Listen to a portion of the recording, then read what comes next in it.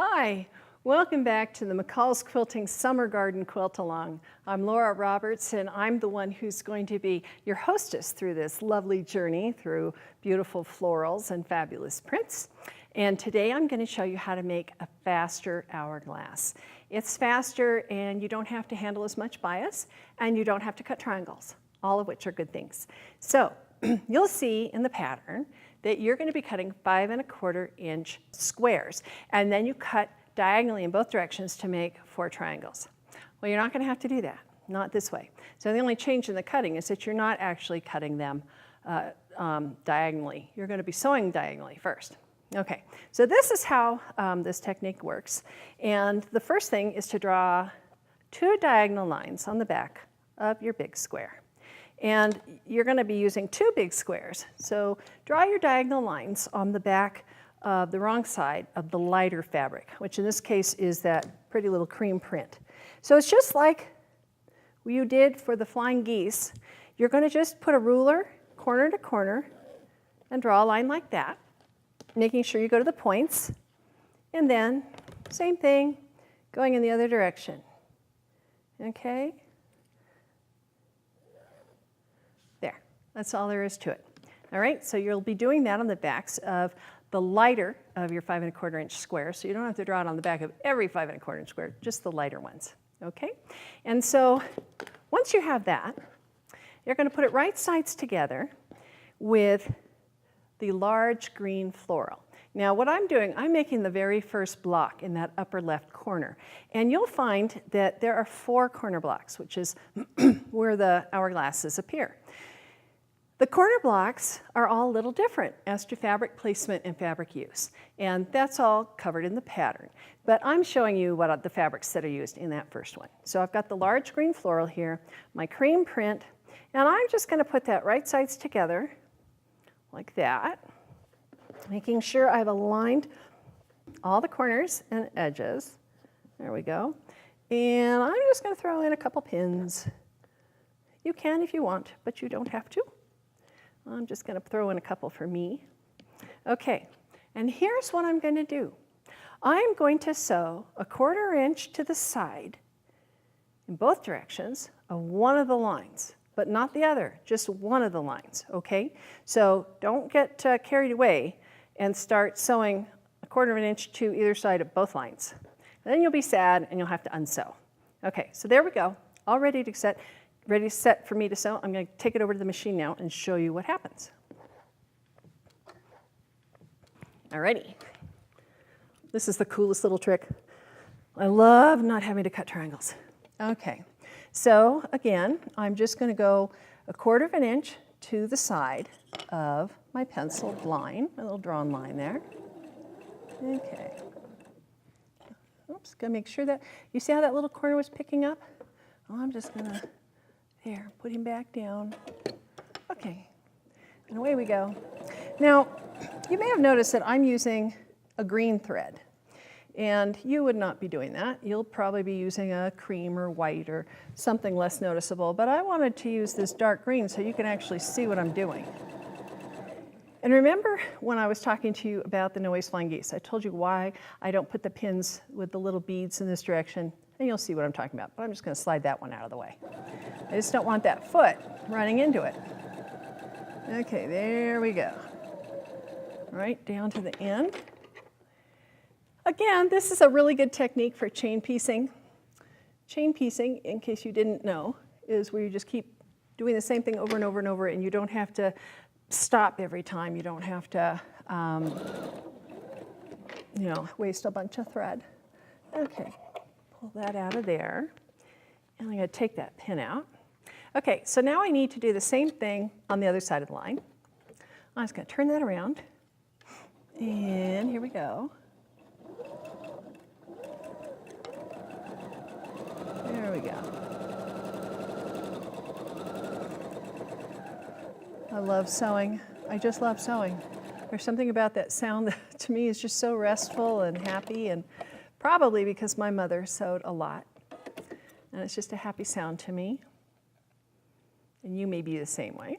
Okay, I'm going to just pull those pins out.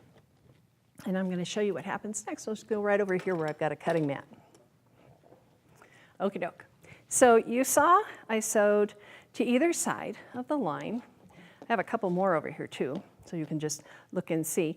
And I'm going to go ahead and cut these apart with a rotary cutter, just because I'm going to have a lot of them, and it's fast. It's a longer thing to cut. So what I'm going to do, I am not cutting on that line yet. This is important. The first cut you make needs to be on the unsewn line, okay? Because you want to end up with pretty little hourglasses like that.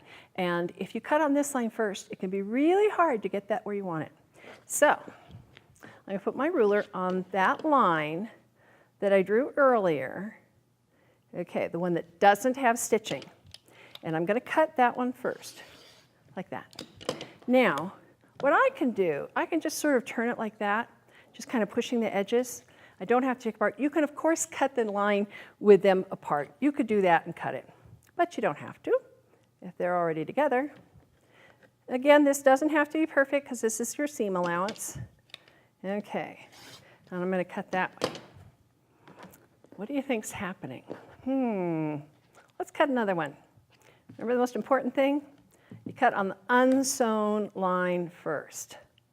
If you cut on the sewn line first, it's not, going to be like you can't use them, but it will make life more difficult. Okay.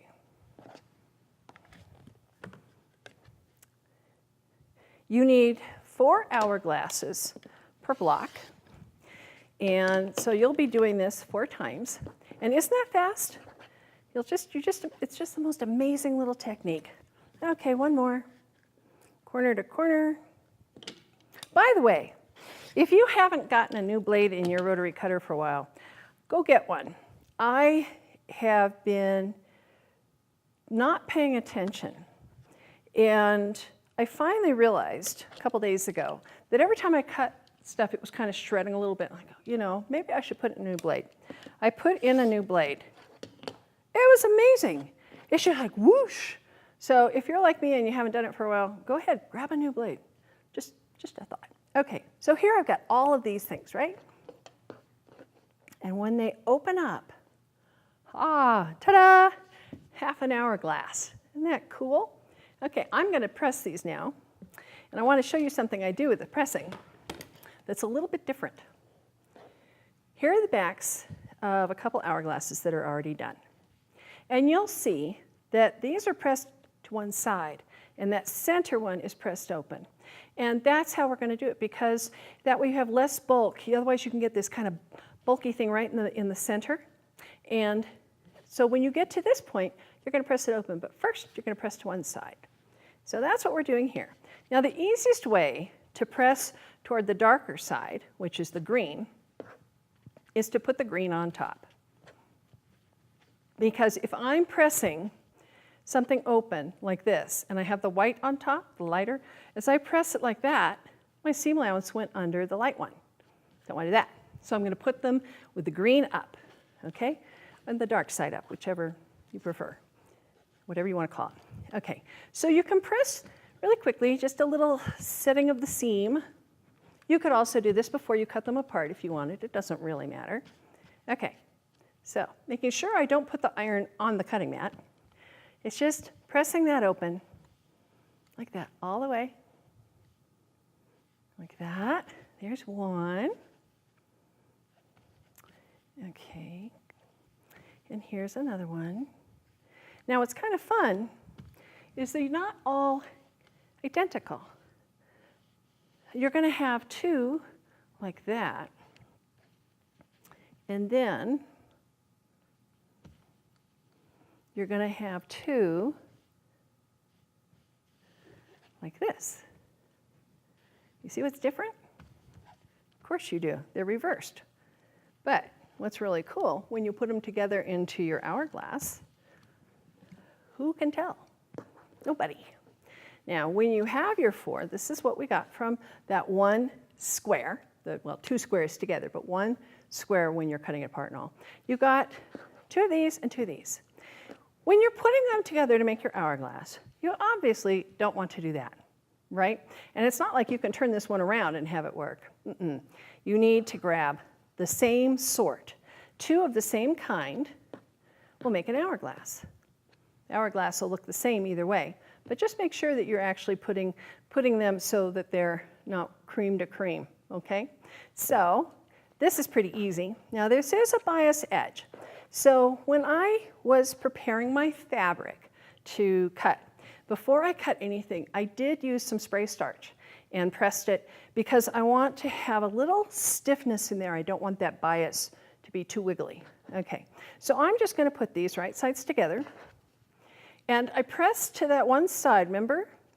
Well, what that lets me do is butt those seams up together and just make sure I've got them just right. Like you can feel it. You can feel when they're in the right place, like that. There we go. Okay, I can feel that. And I'm just going to pin those like that. And like that. Okay. You can see here where I didn't cut exactly on the line. So one reason you want to try to cut on the line, but why it doesn't have to be perfect, is I know that the line needs to be what I'm aligning with the edge of the other one, okay? So I just know that that's where I'm going to be. I'll be sewing, you know, not sewing, I'll be aligning on this line rather than on that edge. It's no big deal. It's, when you're doing it, it just falls in the right place really easily. Okay, back to the machine. Alrighty, I don't want to fall off this little stool I'm on here. Okay, so let's put my little thread catcher guy under there. Whoops, trying to escape. Did you see that sliding away here? Okay, I think it's easier when you're sewing something that has this kind of an angle. If you get the presser foot up and move your piece right where you want it. There we go. A little bit more over like that. Okay, and you'll see that I aligned the presser foot with my little drawn line since I didn't cut perfectly, and that's fine, it's not going to be a problem. Okay, so I'm just going to sew these together with, whoops, come on baby. I guess I have to get it further under for the feed dogs to grab. There we go. And of course, once I get past the pencil line, I go right up to that edge. Okay, and I'm just going to sew along here. And take that pin out. Don't sew over your pin. It can break and it can go and get in your eyes, which would be bad. Okay, so I'm going to feel this, make sure I still have those seams locked together as I sew through. And you don't want to pull or torque, you don't want to work this because it's biased. You want to just keep it as steady and stable as you can. Okay, I'm just going to grab that pin out. And I'm going to use my awl to hold that little point so it doesn't go to either side when it goes under the foot. Yeah, just like that. Alrighty.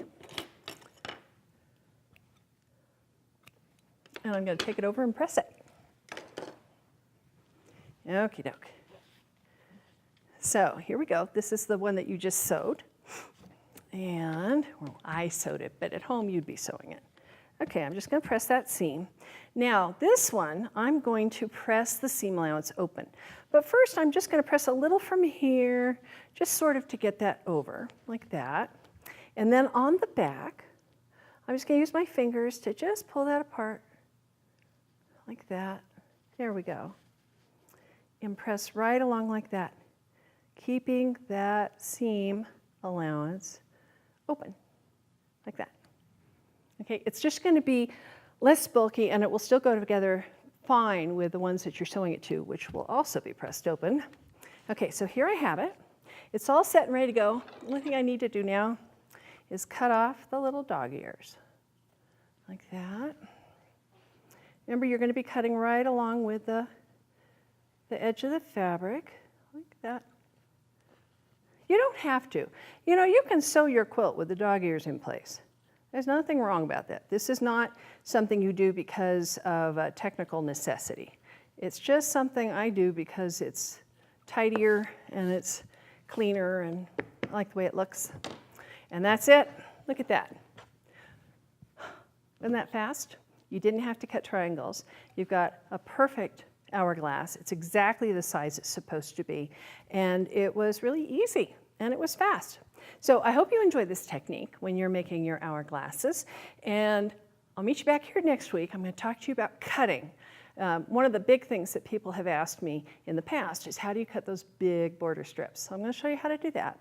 And in the meantime, if you want to get the same fabrics that I'm using, which are the Northcott, the Charlotte is this beautiful floral collection, and the Toscana are those gorgeous solids we're going to be playing with. If you want to go ahead and get the kit so you have the same fabrics that we do, go ahead and visit mccallsquilting.com/quiltalong and you can get your kit there.